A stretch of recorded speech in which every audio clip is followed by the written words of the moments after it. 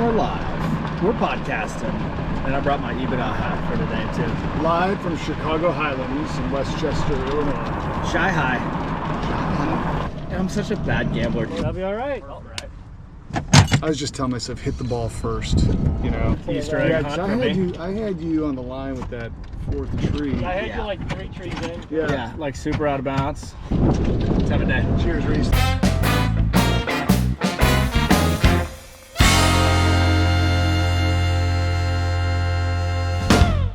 State your name and title, sir. Yes, sir. Sven Kins, Managing Director, Cook M&A in Chicago. So what is Cook M&A? We do buy-side work, so we work with private equity-held businesses, family offices, to generate proprietary deal flow. We've been around about 30 years. It's hard, but rewarding work. It's probably the hardest part of middle market M&A. That's why a lot of private equity groups don't do it in-house.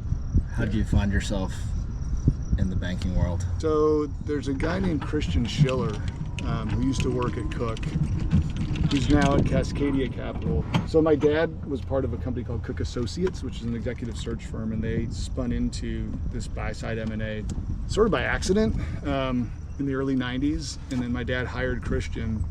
I had left my job in another industry. I was hanging out at Cook, got to know Christian, and he hired me as an originator.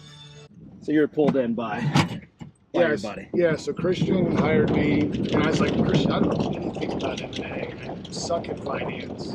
Math is not my friend. Me neither. Yeah, and he's like, dude, I just need you. I need somebody who is confident on the phone, who's talking to business owners. And I was like, I can do that. That's how I learned the business. That's how I learned the investing piece of it. The talking to business owners and sort of having them think about how to grow their business with a private equity partner came very natural. Mm-hmm. So you've been at Cook almost your whole banking career?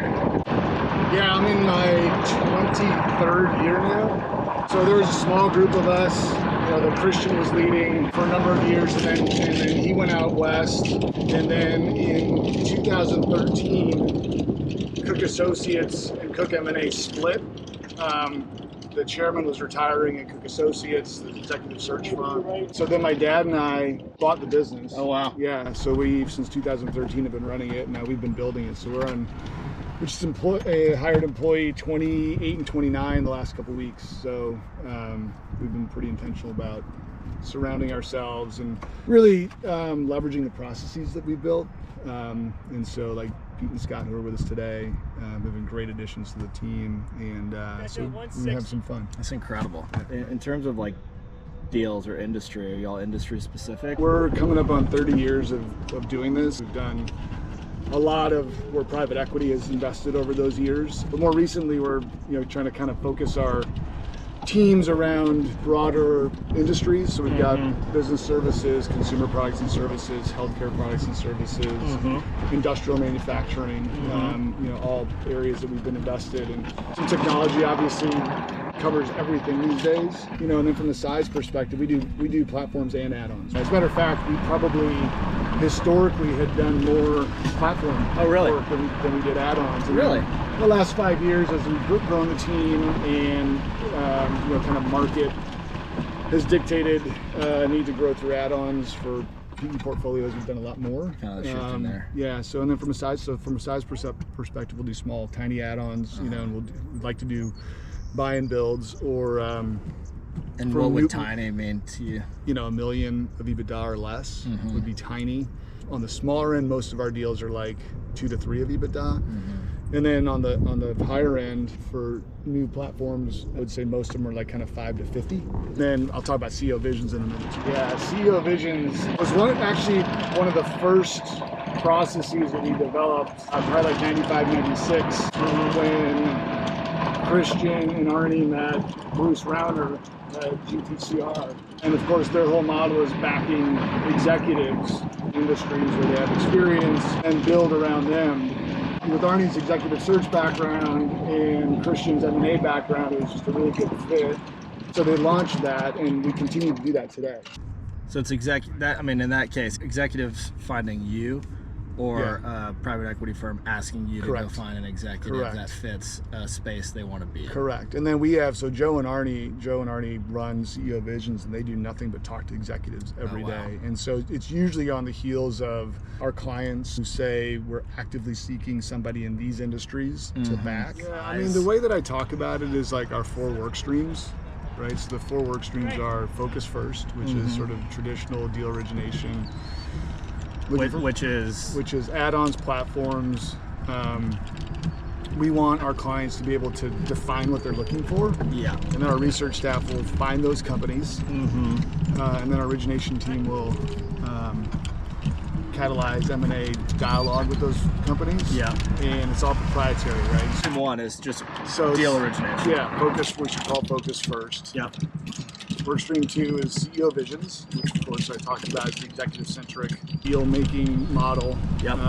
And honestly, that's also evolved where we tell clients and the PE community to think of us if they need board members, advisors on deals, if they're looking at a deal and they need a new CEO, if you need a new CEO for your portfolio companies. Joe and Arnie are wizards at making those connections and very quickly. Yep. 3 is Cook Connect, which is that sort of one-off deal model. And I'll talk about research in a second. And research has evolved quite a bit. So research back in the day used to be like a data dump. Yeah. Find a bunch of companies, put them in there, we'll call them, right? Yeah. And so over the course of time, as we refined our process, and Focus First is really designed to say, all right, what do you want to buy? Right. Let's define that.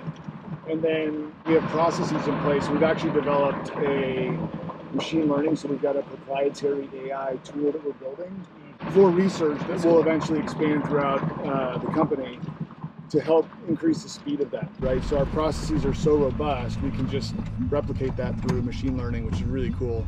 But our research has also become a tool for beyond target identification for our clients. So our clients will call us and say, hey, we're looking at this deal. We're gonna underwrite it for buy and build, but we need to understand the landscape of What's potential out M&A, there, right? Yeah. So we've done everything from, kind of market landscape, target identification, to even making some preliminary phone calls and saying, hey, we've got a client that's, building something in this space. Here's the thesis. How does that sound? Would this be of interest to you? Sort of gain some market sentiment around M&A as well. It's a soft way to go about the ask too on the deal front, right? Totally. So you're getting out in front of people and saying, we're not going to come and solicit you, but we have someone that is, and if you'd be interested over the course of whatever, 5 years, give us a call first. Bingo. So it's just another way for us to be in the market, talking to companies about our clients, about M&A, and get some feedback, some real market feedback that's tangible, that's tangible for them in their process, right?